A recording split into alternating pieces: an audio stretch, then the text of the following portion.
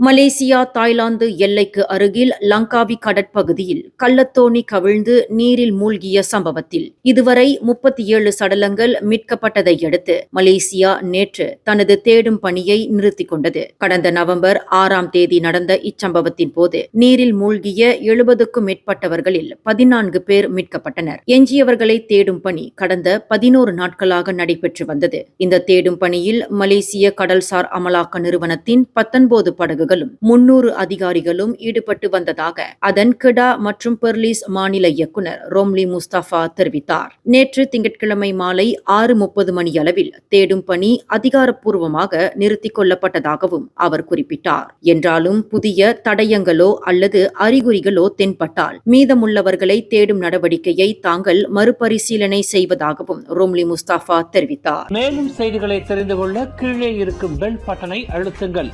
உங்கள் மகிழ்ச்சியை வெளிப்படுத்த லைக் மற்றும் ஷேர் செய்யுங்கள். தொடர்ந்து திசைகளோடு இணைந்திருக்க சப்ஸ்கிரைப் செய்யுங்கள்.